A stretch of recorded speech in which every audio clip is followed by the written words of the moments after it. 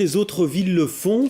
À l'UCM, vous êtes assez opposé à l'ouverture le dimanche, Union des classes moyennes. Alors pourquoi Bruxelles ne pourrait pas le faire? Le tenter en tout cas. Bruxelles en tant que zone touristique, pourquoi pas? Maintenant je m'interroge par rapport à la zone du Pentagone. Donc c'est le Pentagone en fait. Est-ce que tout le Pentagone effectivement doit être reconnu comme zone touristique? J'en doute.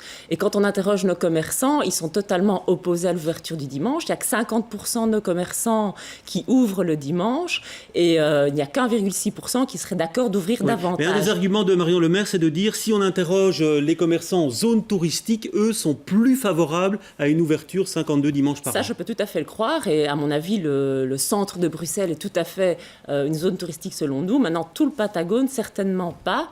Je pense qu'il faut vraiment avoir une consultation. Et je me réjouis que Madame Le Maire s'y engage, une concertation avec les commerçants. Oui. Mais vous partez avec un a priori très défavorable. Très défavorable. Comme l'a dit monsieur, pourquoi est-ce que seulement les commerçants devraient ouvrir 7 jours sur 7 et pas les banques et pas les administrations? Il faut savoir, on parle de création d'emplois, que ça a un surcoût pour les commerçants.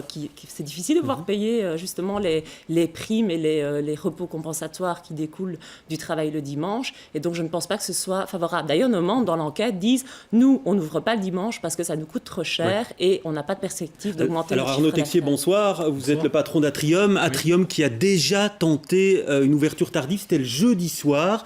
Alors, vous diriez quoi par rapport à cette expérience-là? Et si on l'étendait au dimanche, est-ce que vous seriez preneur? Alors, on a visé deux publics différents parce que nous, on visait plutôt une espèce de rétention d'une certaine population. De shopping after work, quoi. Absolument, ça, en fait.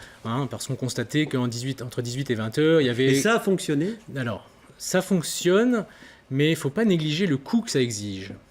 D'ailleurs, Madame Le Maire parle de promotion, et la promotion ne se fait pas qu'à coup de phrases qu'on va lâcher. Il y a toute une stratégie effectivement de marketing urbain, de marketing territorial qu'il faut mettre sur pied et aider les commerçants à faire ceci. Ça exige de l'investissement en temps, en humain, et je sais de quoi je parle parce que nos équipes ont beaucoup travaillé, mais aussi il y a un coût budgétaire qui est très important.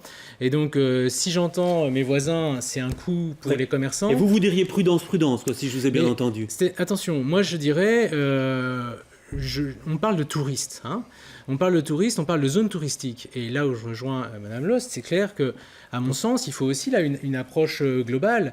Aujourd'hui, le touriste, s'il vient dans le centre de Bruxelles, il va découvrir une ville qui, certes, regorge d'énormément d'atouts, mais en termes d'aménagement d'espace public, d'animation. Et c'est vrai que s'il n'y a que les commerces qui sont ouverts... Justement, elle dit que ça créerait de l'animation. Mais je pense que le commerce, lui seul, et on sait de quoi on parle ici, ne crée pas l'animation tout seul, et surtout un dimanche. Et donc, à mon avis, il faut un vrai programme, il faut de l'animation, il faut très clairement une offre culturelle solide pour faire en sorte que les gens ressortent en rue et prennent du plaisir à être en rue. S'il n'y a pas ça, à mon sens, ça va être un coup d'épée dans l'eau, et qui plus est, quand j'entends mes voisins qui sont plus au fait que moi sur l'aspect vraiment gestion économique du commerce, ça pose un problème. Maintenant, je ne dis pas qu'il faut mettre la mesure à l'eau.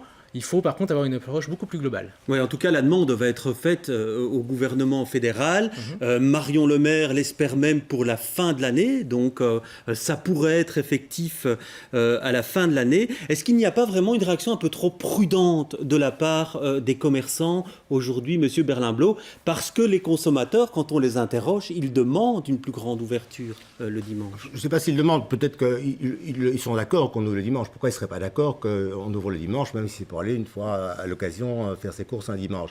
On constate aujourd'hui une chose qui est quand même importante. Moi, je vois que les gens se déplacent moins en ville le samedi. Avant, on faisait des gros chiffres d'affaires le samedi, ce n'est plus le cas. Donc on sent que, en fait, les achats maintenant se font plutôt en semaine, en allant à son travail, en revenant de son travail, pendant l'heure de table. Et le samedi, on a d'autres activités aujourd'hui beaucoup plus ludiques. Aujourd'hui, on n'a plus tellement envie de consacrer ses week-ends à faire du shopping. Donc ça tombe vraiment mal qu'on veuille élargir au dimanche, alors que le samedi ne fonctionne déjà plus. En plus, il y a un coût évidemment énorme, puisqu'on parle de 3 fois le salaire, 3 compensations pour un travail d'un employé le dimanche. Et puis d'un autre part, il y a une question d'organisation pour le petit commerçant, parce qu'il n'a pas la personne de confiance, le gérant, le responsable, il ne sait pas s'organiser.